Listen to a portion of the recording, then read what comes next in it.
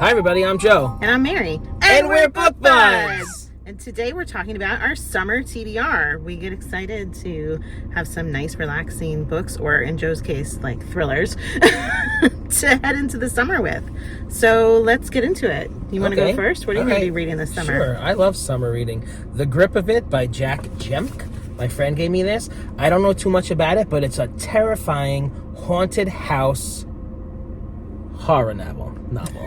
Every time he says horror, he's going to be like, horror.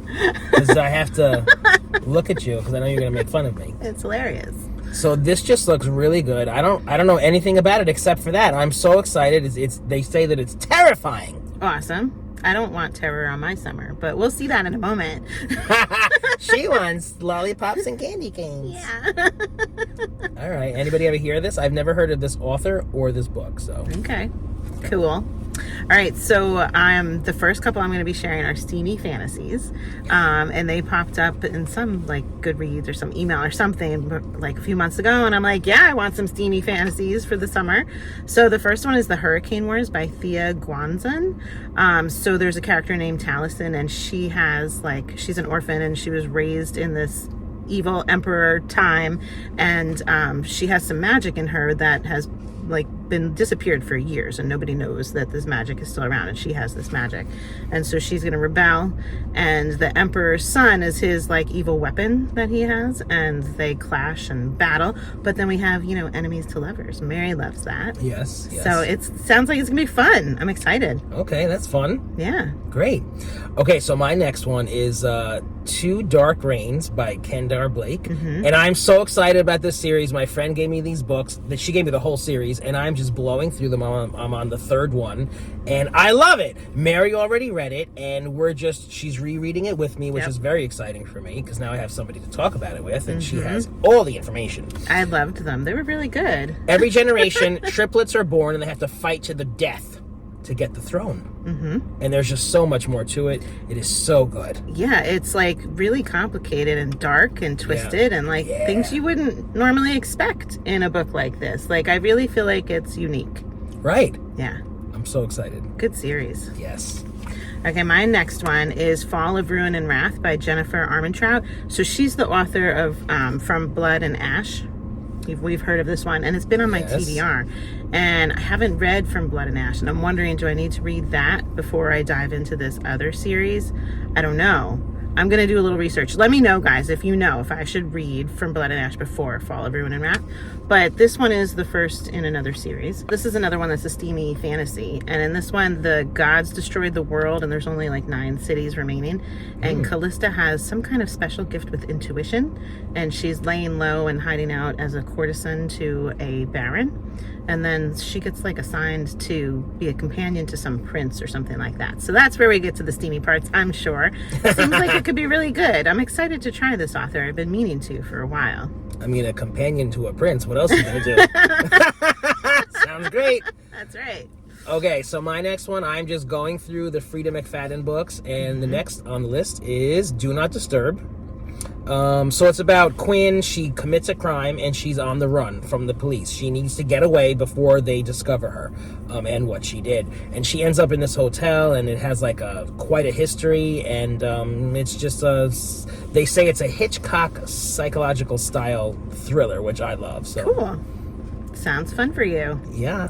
Okay, I have one more steamy fantasy novel. Steamy bits. All right, this one is The Trial of the Sun Queen, and it's the first of a series of 4 books by Nisha Tooley. Okay, so this one, when I was reading the description, it sounds like it's the selection on crack. So there's a selection again where there's these 10 women that are being chosen for the next queen to the Sun King.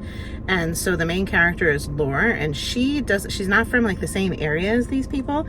She's actually under the Aurora King. So she's not even really supposed to be in this selection. Okay, so you're talking about horror. And I said Aurora. You sound exactly like I sound. Aurora. It's exactly the same style. But that's how you say Aurora.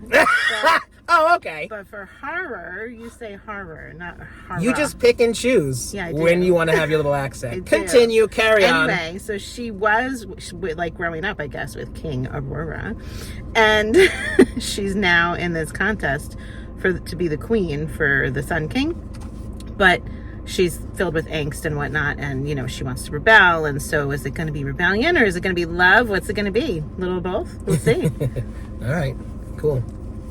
All right, I'm going to stick with Frida McFadden. I have another one of her books from the library, and it's called Ward D. And I've been wanting to read this one for a while because it has to do with a night on psych hospital, psych hospital ward. A medical student is spending her rotation overnight at the psych hospital, and she's terrified. She does not want to do it, and for all their usual reasons, but there are some other reasons too, which I guess we'll learn throughout the book. So I'm just I want to see how Frida describes the psych ward. Yeah, I might want to read that one too. You'll have to let me know if I should. Okay, so my next few books are your typical beachy summer romance books. So these are not Joe books. This is just love happening on a beach, really carefree and happy. Okay. So the first one is called This Summer Will Be Different by Carly Fortune.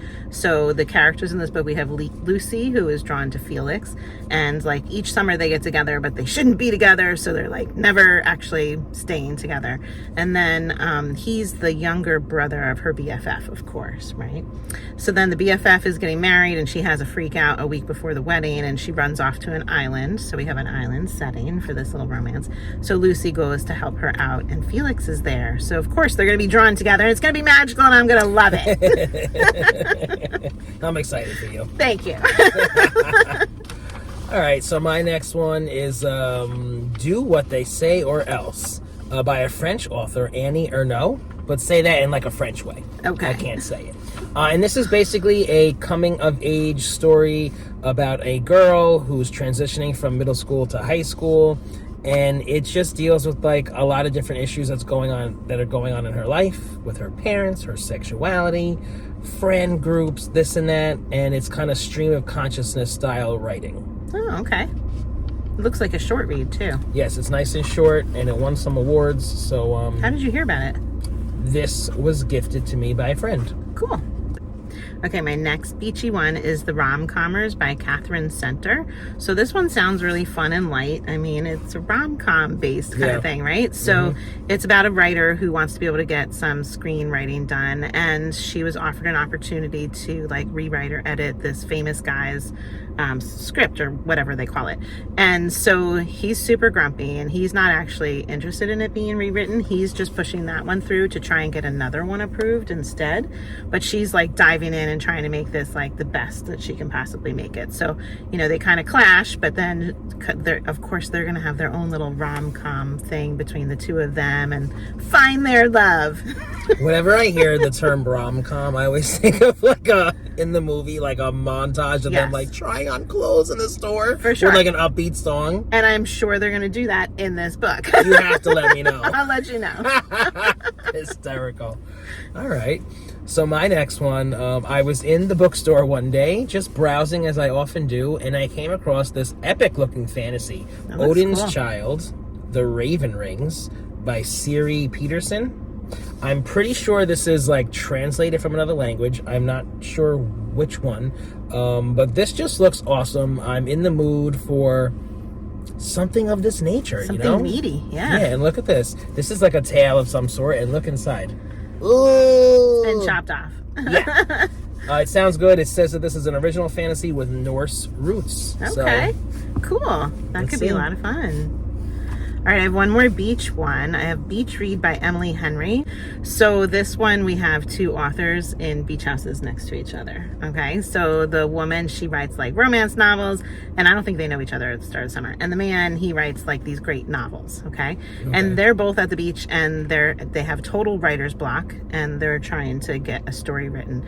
So he challenges her to, no, I think she challenges him, hey, write something happy. And then he challenges back and is well, then you're going to write the next great American novel. So she starts taking him to all these love inspiring little destinations and doing fun carefree things, and he's taking her to cult interviews and stuff like that. You know, like, whoa. Okay. And so they each have to write something. So the description of this, it had a fun sentence at the end. It said, everyone will finish a book and no one will fall in love. Really? And I'm like, really? They said really, period. It's like, really? Like they're saying it's a fact. They're not going to fall in love. And I'm like, I don't think I buy that. Yeah. Yeah. She needs to loosen him up. So I think that should be fun. He sounds like a drag. Okay, so I didn't know anything about this next one except for that it's all over BookTube. Mm-hmm. Okay, and our friend Chaz from Book is Chaz, great channel, check him out. He loves this book. Mm-hmm. So I didn't plan on reading it, Empire the Vampire. You know, it's one of these long ones, and I can only take so many long ones, and I have that previous one, Odin's Child. But he let me know that it is illustrated, and you know how I feel about that. So I got it from the library, and it's just full of awesome illustrations. Fun.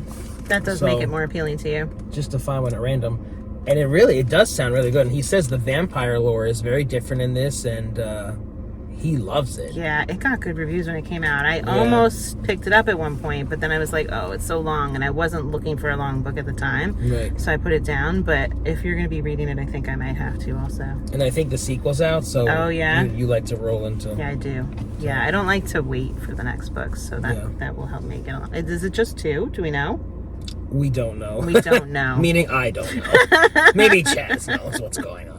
Okay, so my last 2 summer reads are going to be YA fantasy. Mm-hmm. And these were ones that my library had recommended at one point, and I've had a list of them, and I wanted to get back to them. So the first one is called Girls Made of Snow and Glass. It's a beautiful cover too. By Melissa Basherdoust. This is a reimagining of Snow White, and it's got 2 different girls as the main characters. The first girl, her father is really vicious, and he ripped her heart out and he replaced it with glass. Ooh. Okay. And she wants to learn how to love, and so she wants to become the next queen and win the heart of the king. But if she did that, she would be the stepmother to someone that's also her age. I think she's 15, 16. And this other girl, she's been made out of snow, totally crafted out of snow. So her mother had died or something like that, and that I don't think there's another king. I don't really understand it all, but they made her out of snow to be a likeness of the woman that had died.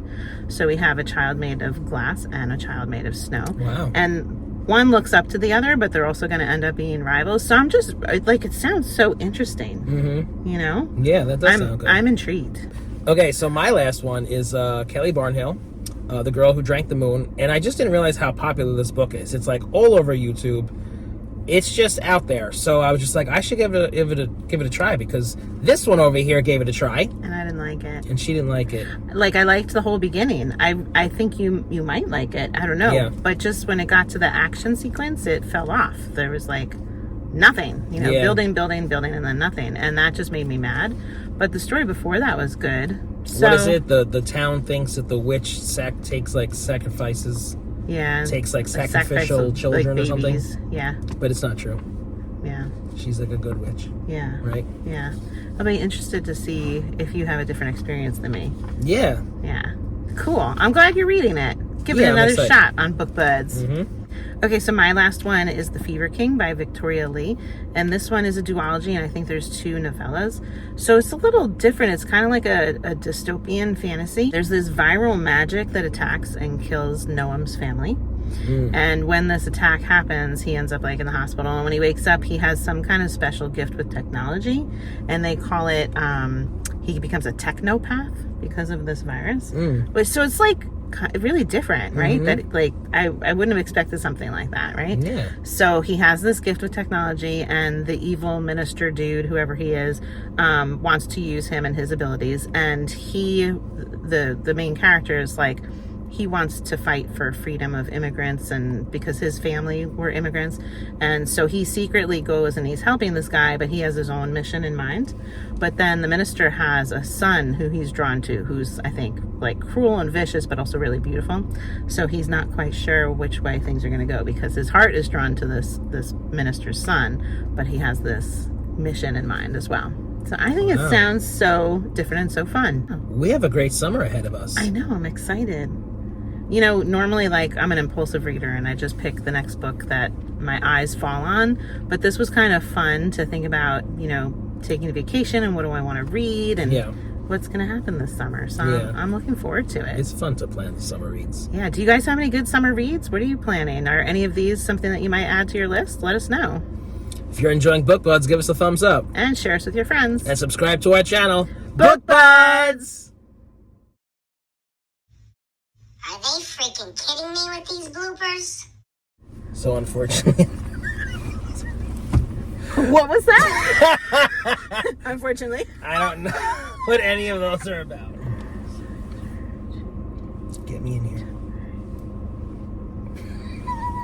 It's like the dog head Thank tilt. you. Yeah. That's a thick book. That is a tiny book. We can do math. I sometimes forget that they're still there. I'm like, who are you talking to? Be more excited. I need to look at the... And then be excited. Ready? Yeah. The intake of breath was hilarious. One more time.